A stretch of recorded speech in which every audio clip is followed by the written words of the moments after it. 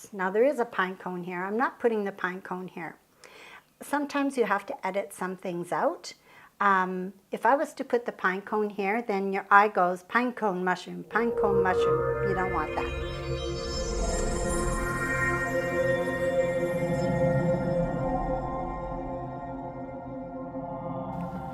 I would like to thank my Process Art audience for joining me today.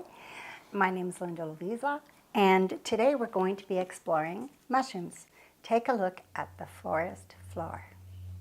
Any of you who've watched some of my little short videos have noticed that I do quite a bit of hiking. And one of the things that I love about being in the forest, it's not just about the trees and looking up, it's also about the forest floor.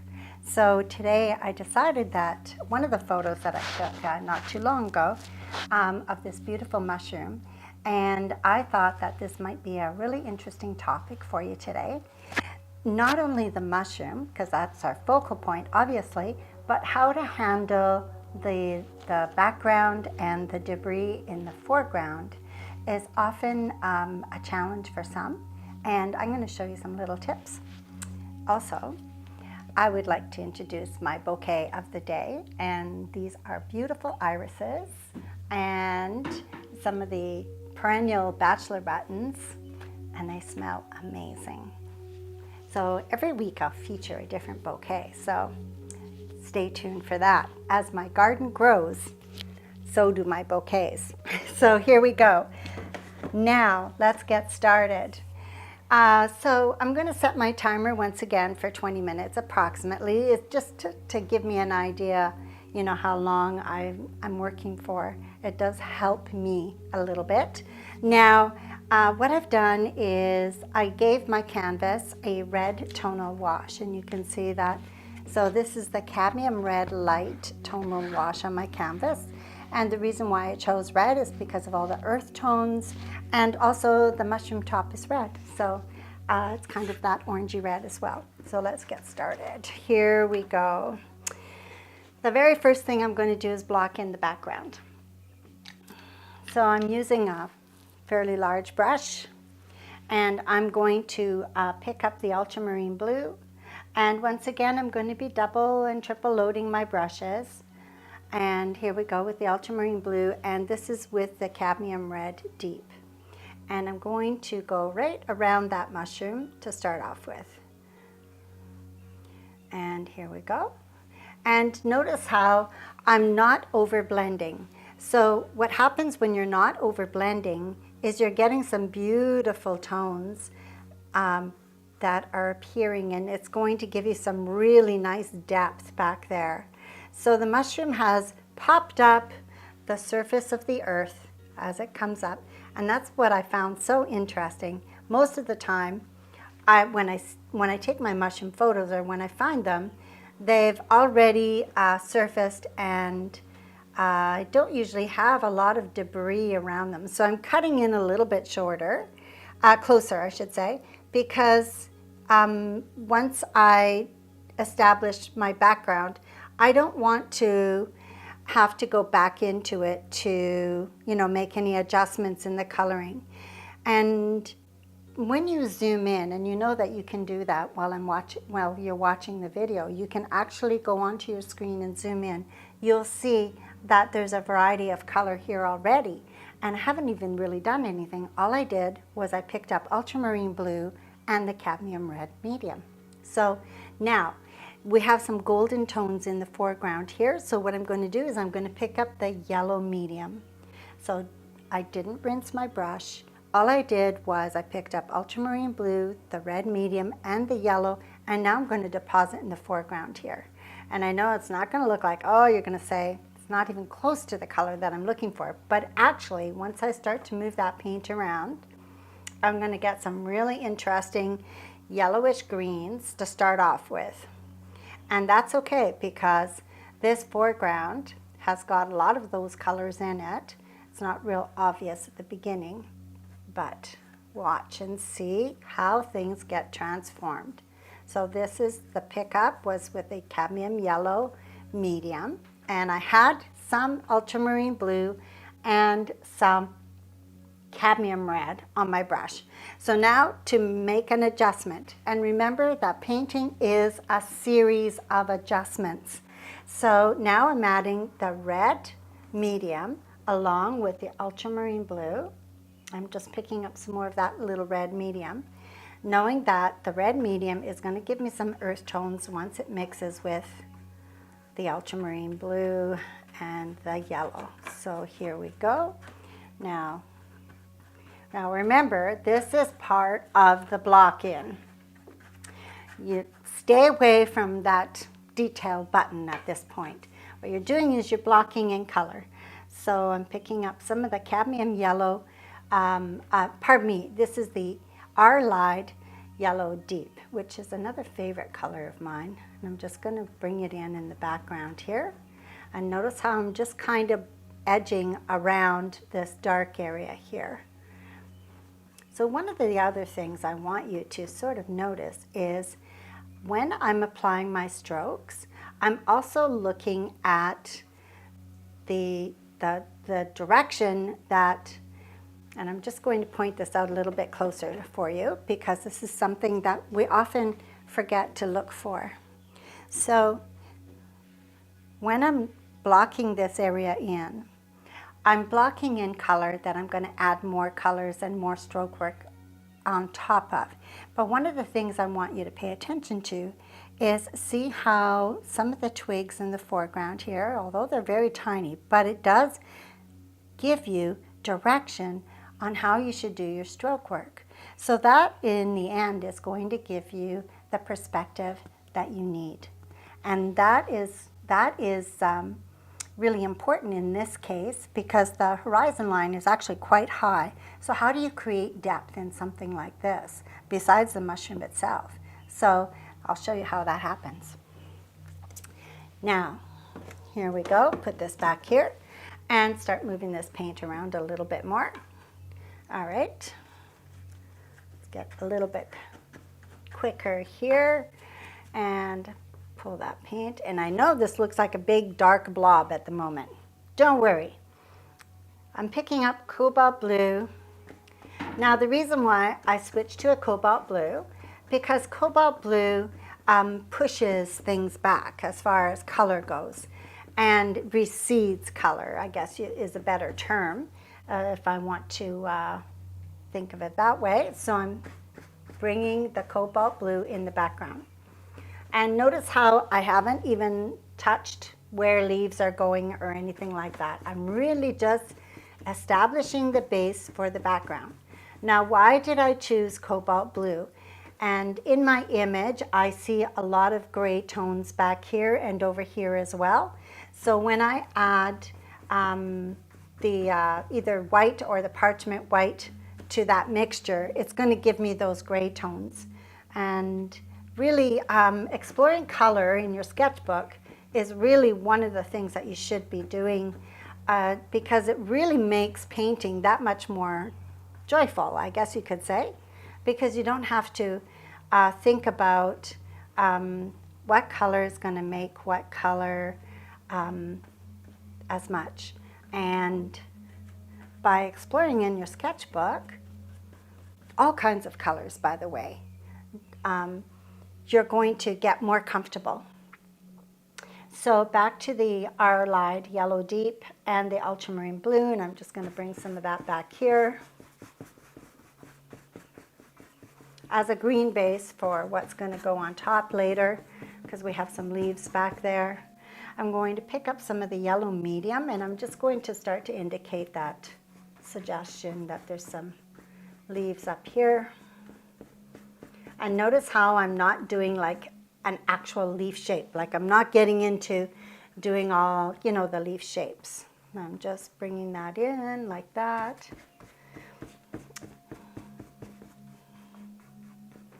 Oh my goodness, those irises smell so beautiful.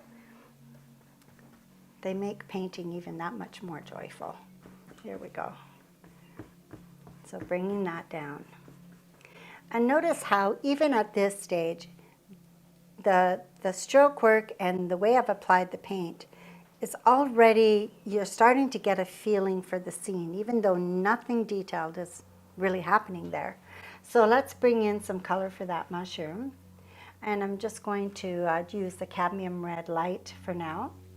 And it wasn't necessary for me to rinse my brush. And I'll tell you why. And I've mentioned this in my other videos as well. Because the color that you pick up last is the color that gets deposited. So you can lay in that color, whatever you have left on your brush, and pick up off your palette and bring in that color without worrying about it being, mixed with some of the other colors on your brush. So now that I have that deposited, what I'm doing now is I'm bringing some of that cadmium red light into the foreground. And notice how I'm using my stroke work to define the shapes on the ground around the mushroom. And slowly starting to blend those shapes into that shadow area around the mushroom. I need that a little bit darker there. So you just pick up more paint and bring that in. There we go. And I'm sure that the mushroom the shape will be adjusted several times between now and the time I'm done. Now let's pick up more of that yellow deep, Arlide yellow deep, and I'm going to bring in a little bit of the cadmium red light with it, and I'm going to start to bring in some of the colors on top of the mound that the mushroom has pushed up. It kind of looks kind of odd at the moment, but you'll see how that changes. Now over here we have more gray tones. So notice how I have not picked up any of the whites yet, the parchment white or the titanium white or warm white for that matter. I have all three whites on my palette, and I'm just bringing in some stroke work around there. There we go. Picking up a little bit more of that cobalt blue and introducing a little bit more of that in there too. Now let's see here. When I start to add the whites, you'll see how things change. Now I'm going to use a smaller flat brush just to block this area in. So what I'm doing is I'm just bringing in the shadow underneath there, like so. And I know it's not the right color, but watch what happens. So I'm picking up the unbleached white and I'm adding a tiny bit of the cadmium yellow deep to it. And it's going to give me the color of the base of that mushroom. Now I might have that base a little bit thicker than it needs to be, but I can adjust that later. So let's bring that down. And this is the shadow side right here, which is interesting because the light is coming from this direction here, but because it's underneath this clump of the soil, then it's brought that part of the mushroom in the shade. So there we go. Now we've got sort of a mushroom happening already. Now isn't that something? There we are. Now it's not complete, but it's got a great start. So now let's get back into, I'm just going to set this brush to rest.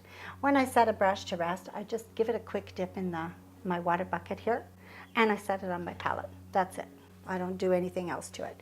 Now let's do this fun stuff, because really I'm still using the same brush, and I'm just going to add some more light to it. So I'm going to use the cadmium yellow deep and start to add some of those golden tones with the red light. And I'm pulling some of those colors together like this. And over here.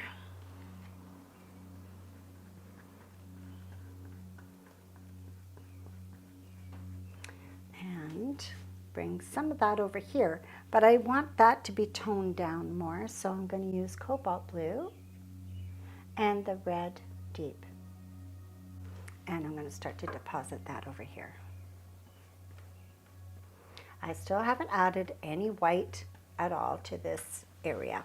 And that's important in the beginning, because once you start to add the white, then you lose those pure colors that will give you beautiful I will get some beautiful tints shortly, and you'll see how that works. So sometimes if you go into the whites too soon, you lose that intensity of color, and I love color, so yeah, I don't want to lose that.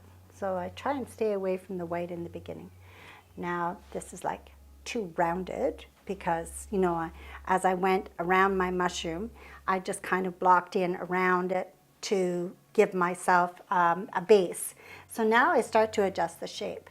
So you can see that in my image, there's a clump that's kind of been pushed up right there. So, and then there'll be debris on the mushroom later on when the mushroom is completely developed. Then I'll add little bits of debris from the mushroom pushing up out of the earth. I find mushrooms so fascinating. So I just picked up ultramarine blue. So now I'm doing something that's called negative painting, where you're painting within, you know, a space to bring in a shadow and pop something else forward. And notice I use the blue here, and the blue and orange are complements. So by putting the blue there, it's going to push that orange and make it brighter. And that's what I'm looking for. So, and notice how I'm cutting in, and I'm not doing like individual little tiny branches right now. I'm using the shapes that have already been deposited from my brush work and cutting in to create, you know, almost looks like all of a sudden the branches are there. So, and these are tiny, tiny little twigs, of course. So there we go. We're just going to bring some of those little colors in. And what I do is I follow the stroke work that I did. And that's why it's so important when you're doing your stroke work to think about what it is that you're depicting. And then that way, when you go to negative paint into it, then it just sort of comes together. So now this is not complete, but I want to work in this area here a little bit. So I'm picking up some of the cobalt blue just to add another layer here, because that has soaked in and dried. And I have quite a bit of yellow on my brush, so it's turning it a little bit green, but that's okay, because green and red are complements. And I'm going to add a little bit of red there. So a little bit of the red light with the cobalt blue.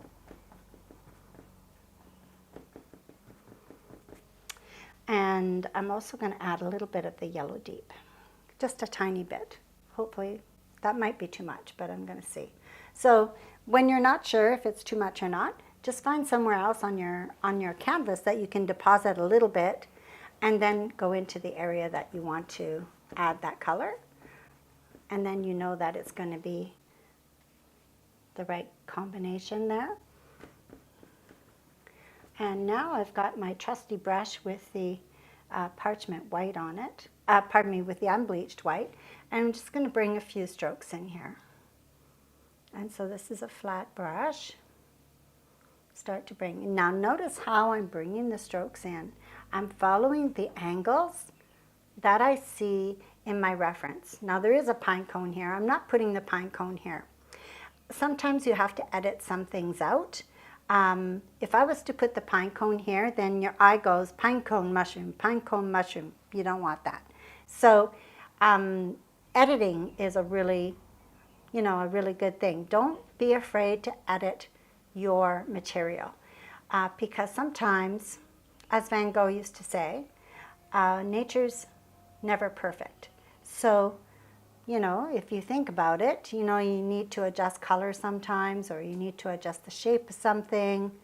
You know, just take that artistic license and make it work for you. Now, see how you're getting some nice grays in there. Now, I want my grays to be a little bit more bluish there. So I'm picking up some of that cobalt blue, and I'm just going to bring that in there and start to bring some of those colors nice and close. And here we go, bring that down, and bring some of those colors up here too, because we have that grayish color up in here. Some branches. There's a branch there that's been, there we go, looming in the background there. and bring that right up to the corner up here. I'm going to add a little more blue. So a little bit more of that cobalt blue with the unbleached white, bringing that in and moving that over a little. There we go. Bring that some more of that color over here as well. And back to my nice earthy brush and just bringing in a little bit of red there. Picking up a little bit of that yellow deep and just bringing in a little bit of that with the red light and just pulling some of that color up.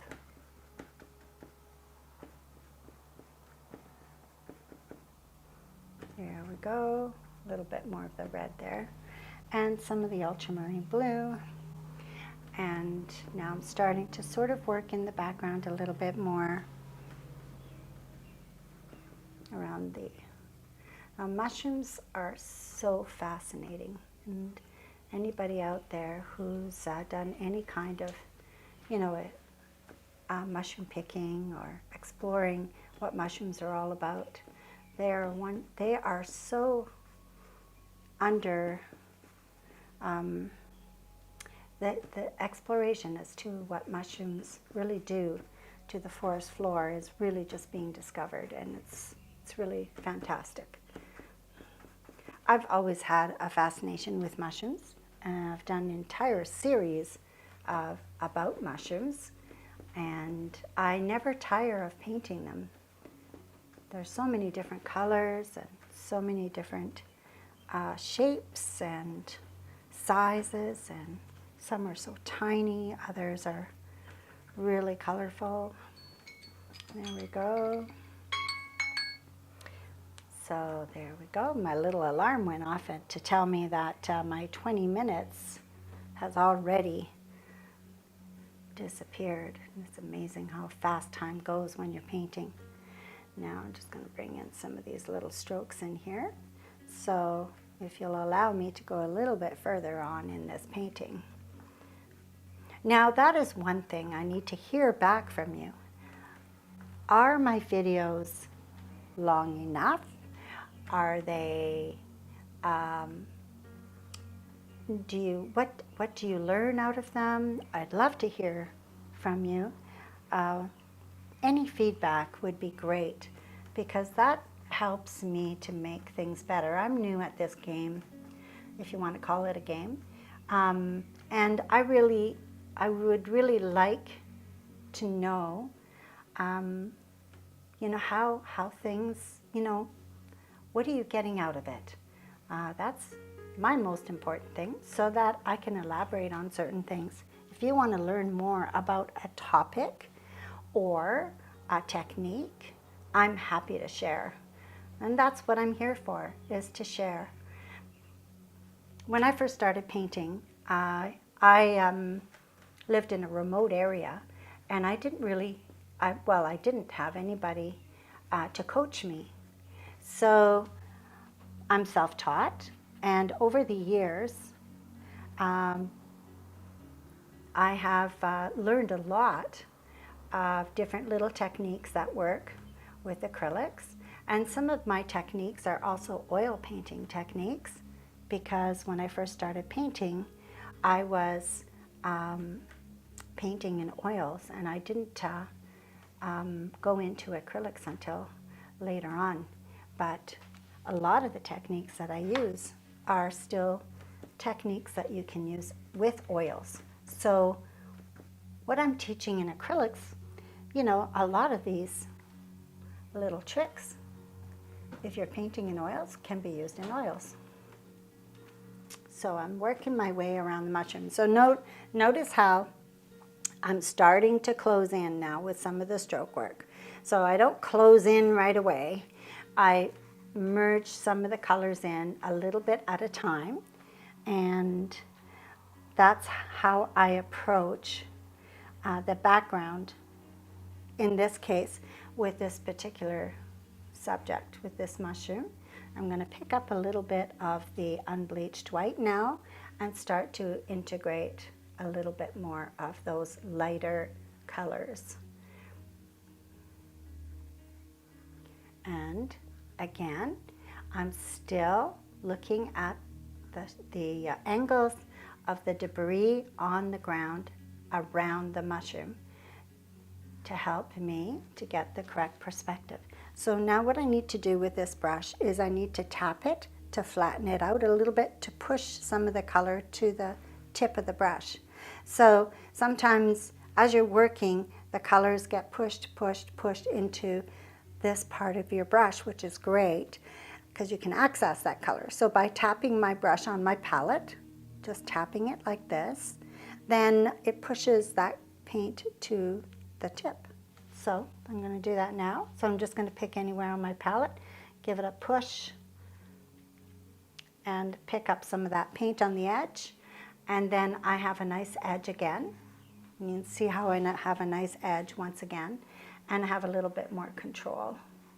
Now this brush is a little bit stiff now for what I'm doing. So what I'll do is I'll just set it aside and I'll switch to another brush, something that has a little bit more flexibility. Like this one too is a little bit stiff. So I need something with a little more flexibility. And so this one here is going to work out great because the bristles are a little bit longer and it's a narrower, I think the last one I was using was a 1-inch brush, so this is about 3/4 inch. And the bristles are longer, so that means I'm going to have more flexibility. And why do I want more flexibility? As I'm moving my brush on my canvas, I'm going to be able to do curves more easily. And yeah, so that's why you want different types of brushes for different jobs. So I'm just going to condition it a little bit just to make sure that it will pick up the paint. And I'm also going to put my glasses on so I can see what I've done so far. It's pretty impressionistic at the moment. And so I'm picking up the yellow deep, cadmium yellow deep with the orange light, or not orange light, red light, cadmium red light. And I'm looking for sort of a tan color, so I'm picking up the unbleached white, and I'm going to start to bring some more controlled stroke work. So in the beginning, my stroke work is always very, I guess you could say, loosey-goosey. There's a term for you. But as your painting develops, then you want to have a little bit more control. But you need those loosey-goosey strokes so that you can work over, and those loosey-goosey strokes will become the underpainting. And as you start to bring in those more controlled strokes, then your painting takes on a different look. That is the crimson, burnt crimson. I'm going to add a little bit of the ultramarine blue to it. It's going to give me a really nice dark. Starting to bring in some of the dark shapes in there too. Now I've got a lot of work ahead of me on here, but just going to bring that in a little bit more. So as I mentioned earlier, painting is a series of adjustments. So as I work this painting, I will be adjusting many things along the way, and I hope you will give this a try. And in the block-in stage, you can see how it's starting to develop already. And I'm just going to continue now. I would love to just continue all day with you with this painting, but I do have some other things that I need to share with you, so I'm going to leave it at that for now. And I hope you learned a few little tricks. Thank you to my Process Art audience today for joining in, and I really hope to see you again soon. Don't forget to subscribe to the channel, and hit the notification button for receiving new videos that come out regularly. Please comment. I would love to hear your comments, and of course, share with your friends. See you again soon.